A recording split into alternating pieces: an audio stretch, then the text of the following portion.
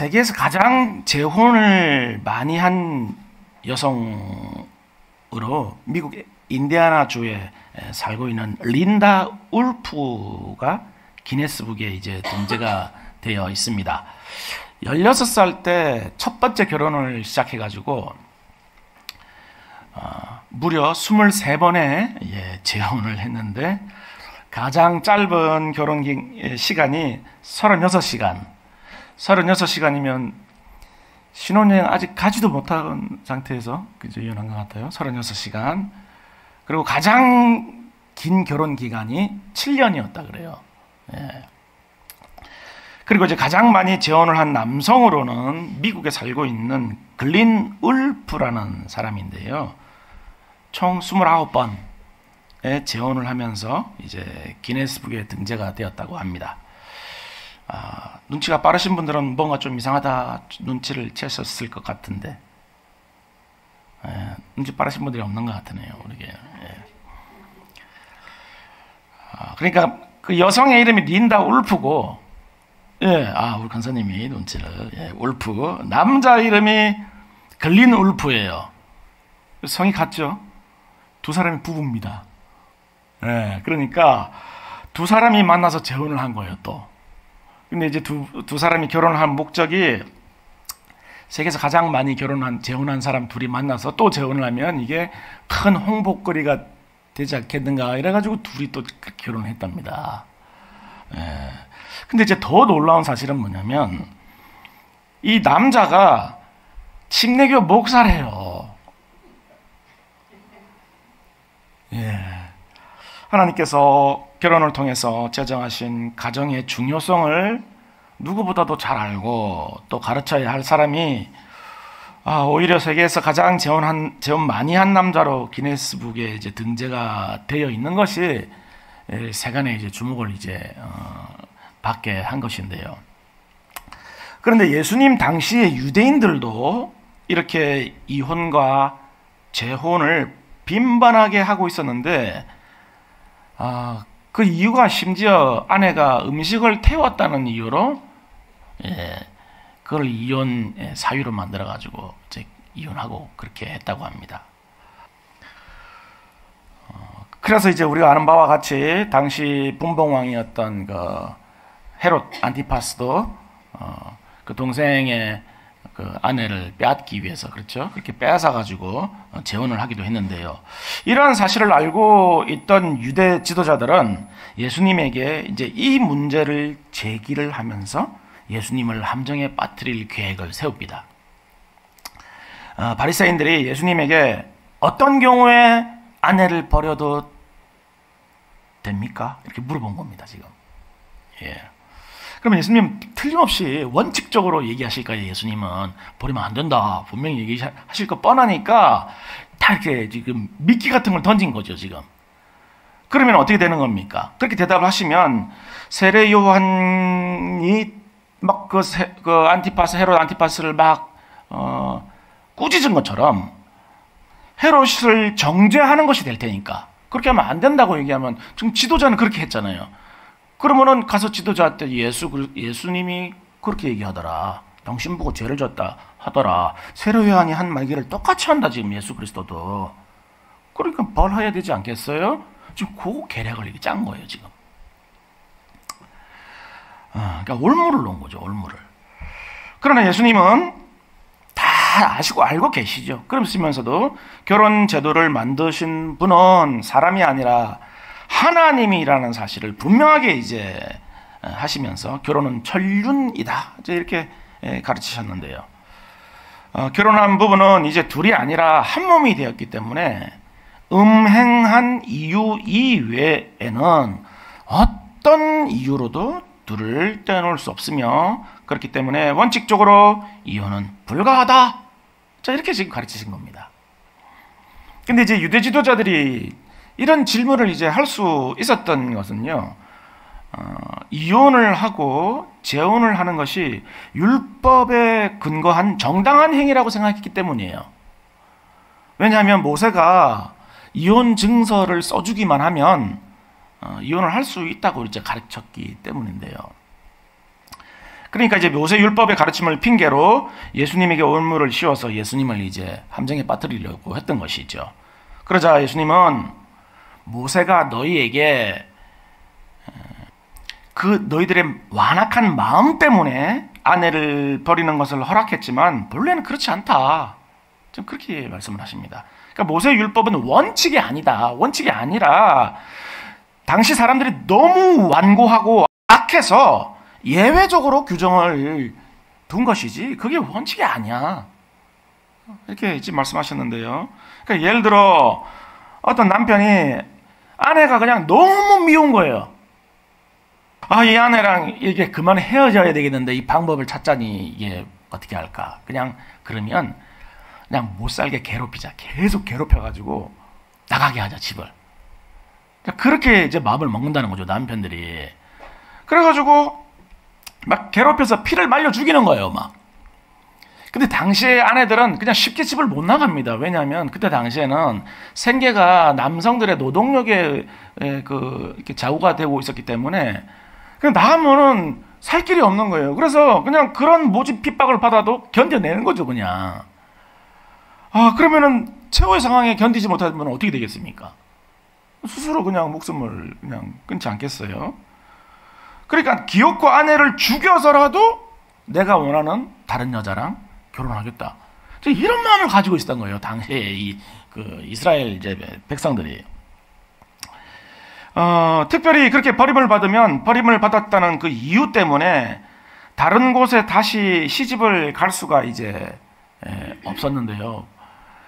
근데 다른 곳에 시집을 갈 수 있는 방법이 딱 하나 있었는데, 합법적으로 이혼을 했다는 그 이혼 증서를 남편이 써주면 그걸 가지고 있으면 다른 데 재혼을 할 수 있었어요.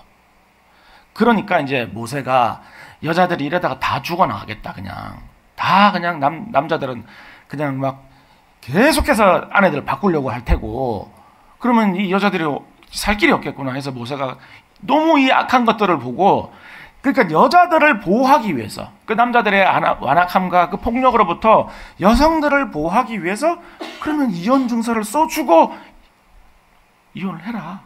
그렇게 얘기했다는 거예요. 지금 예수님 그 얘기를 하고 계신 거예요.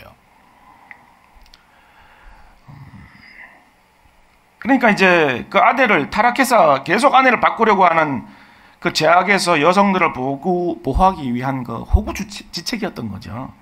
근데 이혼을 허락하지 않으면 어떻게 되겠습니까? 이혼 증서도 소용없어. 절대 이혼 안 돼. 그럼 어떻게 되겠습니까? 남자들이 마음을 바꿔서 일편단심 내 아내하고만 잘 살아야지 이렇게 했을까요? 당시 사람들이? 그러지 않았을 거 아니겠습니까? 예. 고스란히 모든 고통과 피해를 여성들이 다 받게 되는 거죠.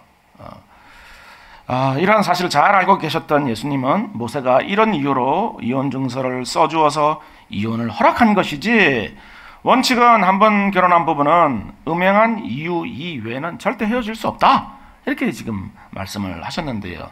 그런데 유대인들은 이런 모세의 이혼 증서를 이제 악용을 하는 거예요.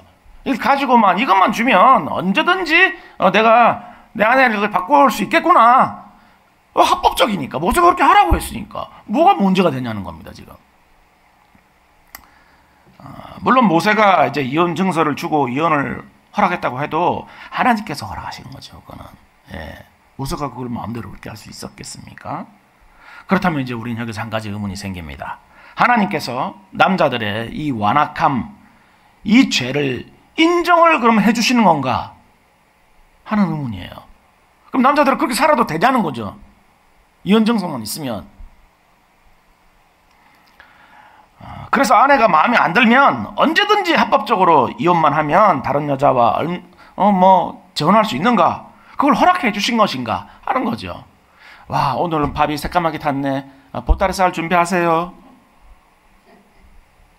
오늘 빨래가 안 돼 있네. 안녕히 가세요. 그러지 않겠어요?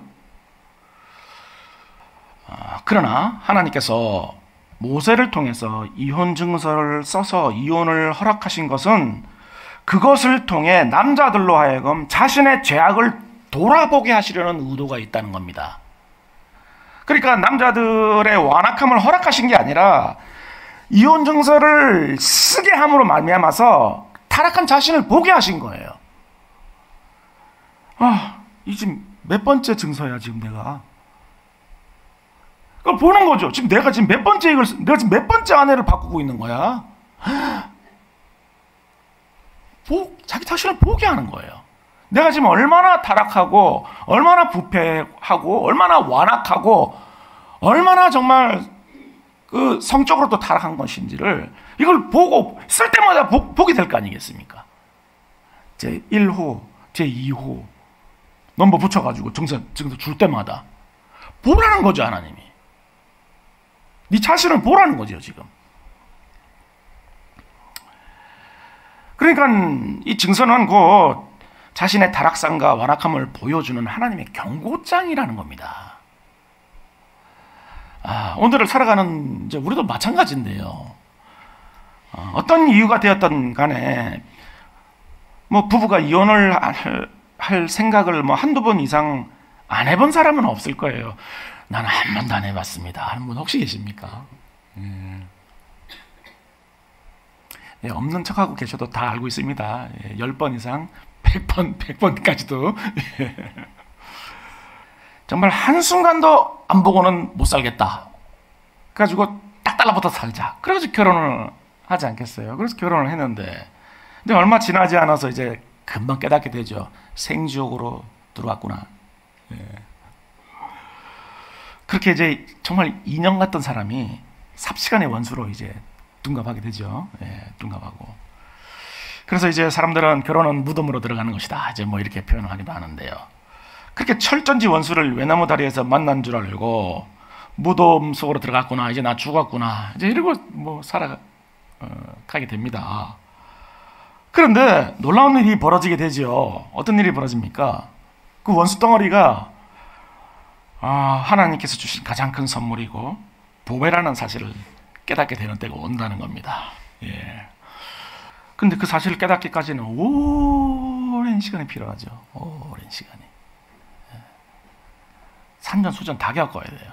오랜 시간이 필요한데, 근데 안타깝게도 그 원수가 선물이자 보배라는 사실을 깨닫기 전에 다 갈아서 버린다는 거예요. 예. 그러니까 우리는 이렇게 죽고 못 살아서 그렇게 결혼을 했지만 그것 지키는 것조차도 너무나도 어려운, 그리고 그렇게 부족하고 허물 많은 존재라는 겁니다. 그렇게 당시 유대인들은 자신의 욕심 그리고 정욕을 쫓아서 그냥 아내를 밥 먹듯이 바꿔가면서 살았는데, 이러한 인간의 모습을 로마서에서 이제 이렇게 가르치고 있습니다. 로마서 1장 24절에서 25절인데요. 그러므로 하나님께서 그들의 마음의 정욕대로 더러움에 내버려 두사 그들의 몸을 서로 욕되게 하게 하셨으니, 이는 그들이 하나님의 진리를 거짓 것으로 바꾸어 피조물을 조물주보다 더 경배하고 섬김이라. 주는 곧 영원히 찬송할 이시로다.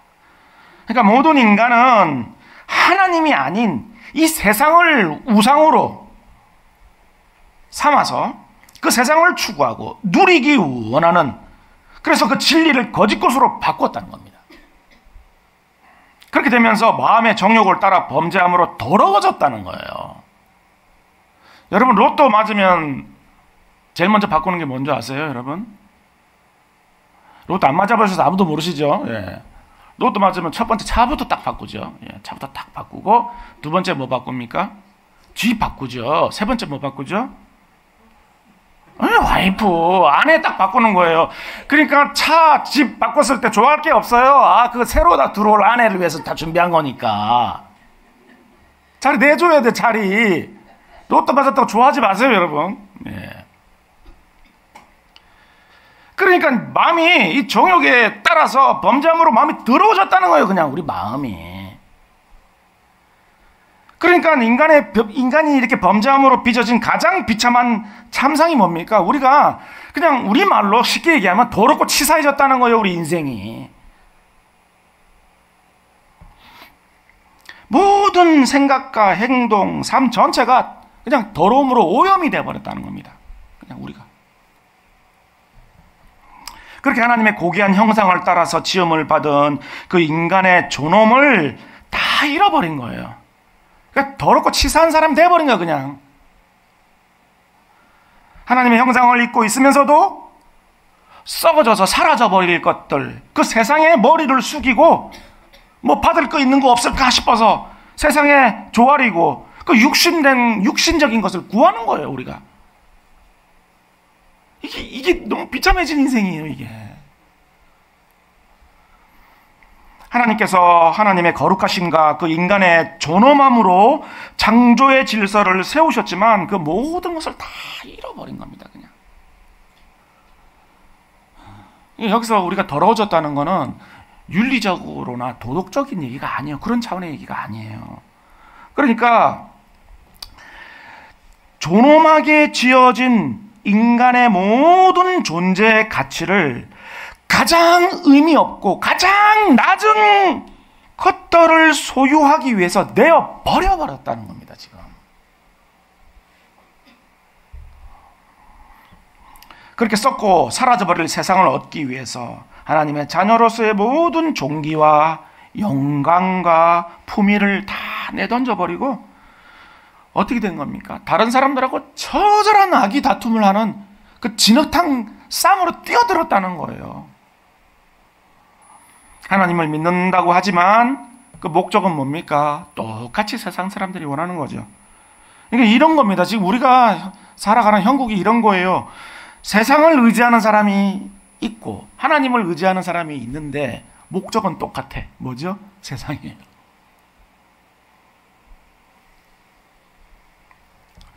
그렇게 기껏 기도로 간구하는 것이 이 땅에서 더 잘 먹고 더 잘 살게 해달라는 것이고 그냥 애들 좋은 학교 보내달라는 거 그겁니다. 그 둘 중에 하나입니다. 우리 기도 제목이 대부분. 여러분들은 늘 영혼들을 위해서 기도하시는 분들이기 때문에 실감이 별로 안 나시죠. 그렇지만 그런 시절을 다 있으셨어요. 그리고 지금도 그런 기도 하시죠. 하셔야 됩니다.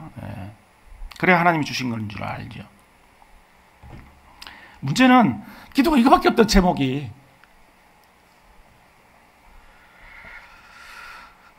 그래서 그냥 어떻게 됩니까? 내가 못 가진 거 누가 가지고 있으면 시기가 부릴 듯이 일어나는 거예요.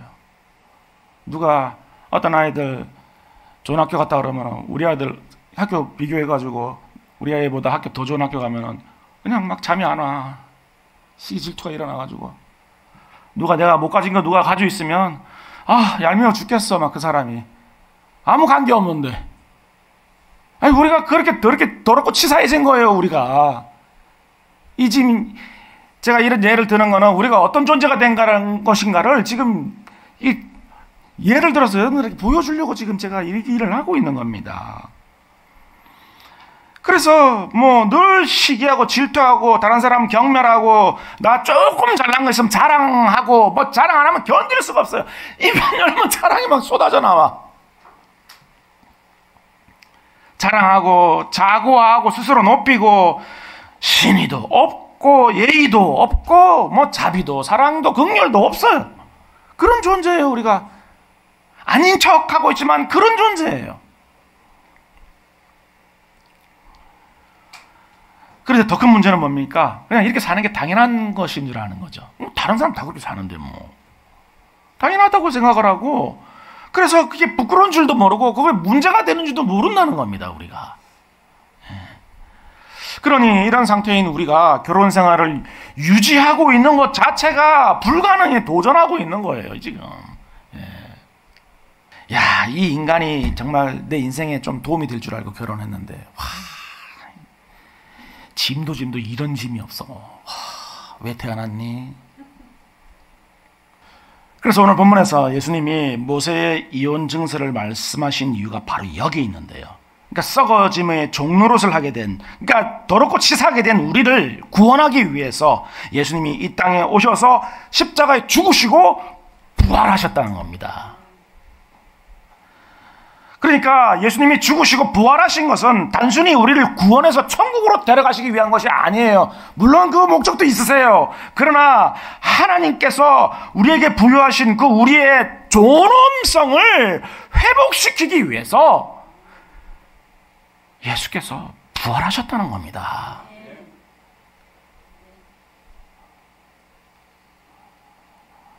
짐승처럼 살아가지 않고 하나님의 형상을 입은 하나님의 존귀한 자녀로서의 그 존엄성을 회복시켜서 하나님의 영광의 찬송의 꽃이 되게 하기 위해서 예수 그리스도께서 죽으시고 부활하셨다는 거예요. 우리는 단순히 예수님이 우리를 구원하시기 위해서 천국으로 보내시기 위해서 구원하셨다라고 그 차원에서만 머물러서는 안 된다는 겁니다.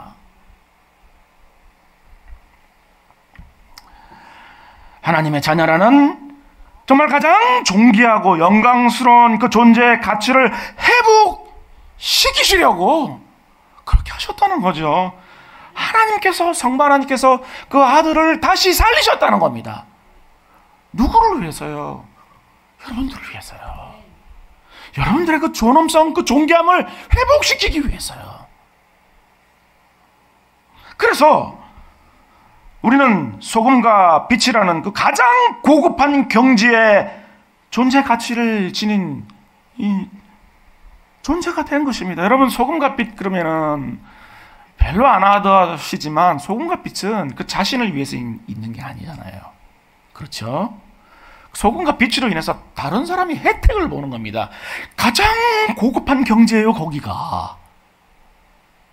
여러분들은 그 부르심 안에 있는 것입니다. 마침내 우리 존재 자체가 다른 사람들에게 혜택을 줄 수 있는 그런 복된 존재가 된 거예요. 우리가 뭐 많이 가지고 뭐 그런 거 의미 없어요. 존재 자체가 그런 거예요, 존재 자체가. 그런데 문제는 뭐죠? 뭐 이상하게 이런 일들이 좀처럼 보이지 않는다는 거예요.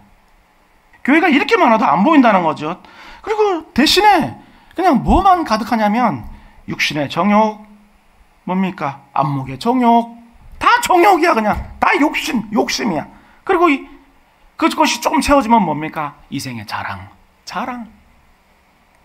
끝도 없는 자랑. 그렇게 우리는 세속화되어서 이러한 자랑과 정욕을 채우기 위한 그런 기도만 하나님 앞에 늘 그냥 쌓고 있다는 것입니다. 그렇다면 예수님이 이 땅에 오셔서 죽으시고 부활하심으로 말미암아 우리로 하여금 회복시키고자 했던 그 인간의 존엄성은 어떻게 드러나는 것일까요? 그 존엄성은 어떻게 드러나는 것일까요, 여러분? 인간이 존엄한 존재로 지어진 것은 왜 그런 것입니까? 하나님의 형상이잖아요. 여러분들은 하나님의 형상입니다. 그러면 여러분들은 다른 사람을 대할 때 하나님처럼 대하셔야 된다는 거예요. 이게 내가 하나님의 형상이니까 나를 대접하라 이게 아니라 다른 사람을 보면 아니 저분도 하나님의 형상이야 놀라지 마시고 그분도 하나님의 형상이라는 겁니다. 다른 사람들보다 내가 조금 더 가진 거 그거 가지고 자랑하지 않는 사람, 없다고 무시하지 않는 사람 위로하고 격려하고 세우고 늘 그냥 편이 되어주고, 잘못한 거 알죠. 그거 지적하면 뭐예요? 다 알아요. 편이 되어주세요. 편이.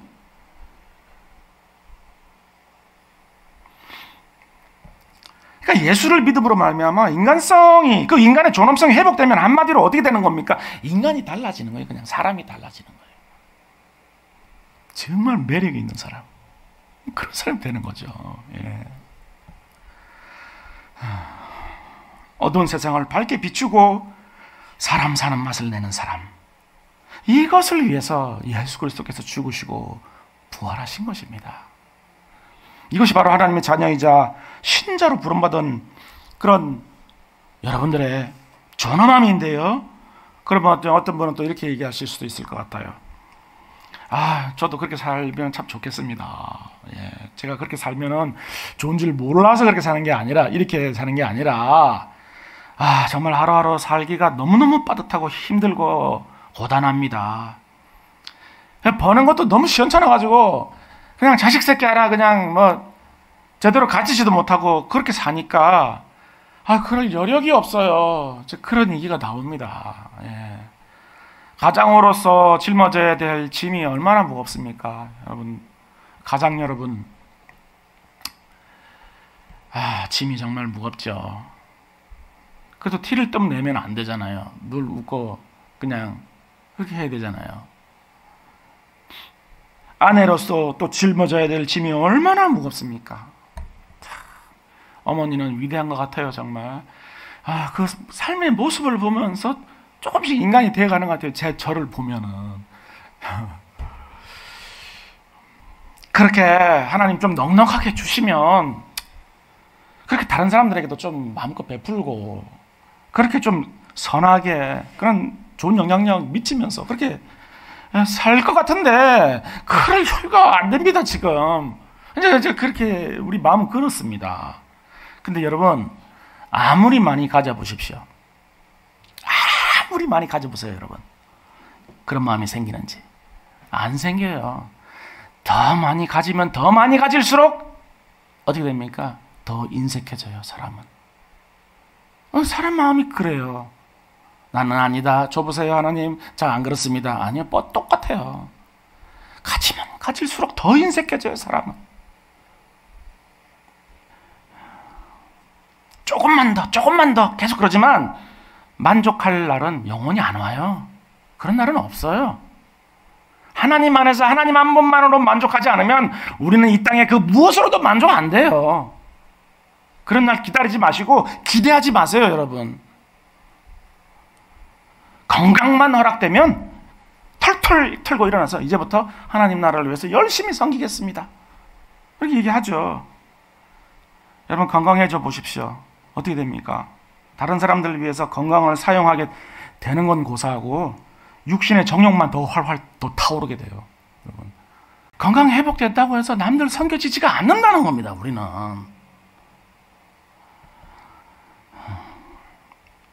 우리가 이렇게 정말 인간의 존엄을 가지고 그렇게 살아가지 못하는 이유가 100가지도 더 되죠. 핑계가 될 게. 근데 이런 말들은 다 하나님께서 우리에게 부여하신 그 존엄을 오해한 거예요. 그러니까 우리가 어떤 조건이 갖춰졌을 때 그렇게 할 수 있는 게 아니라 우리가 하나님의 자녀로 부름을 받았을 때 우리 존재 자체가 그렇게 됐다는 거예요, 이미. 그러니까 우리 존엄함은 감출래요? 감출 수가 없어요. 빛이 감춰집니까? 소금이 어떻게 해야 소금 맛이 안 납니까? 존재 자체가 그런데.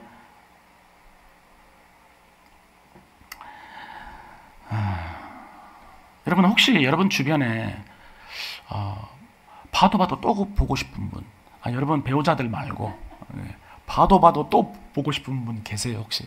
여러분 공동체 가운데나 그런 분 혹시 계세요? 한번 생각해 보세요. 그런 분 계세요? 그래서 나이가 들어도 그 사람은 여전히 그냥 정직하고 순전해요. 때묻지가 않았어요, 세상에.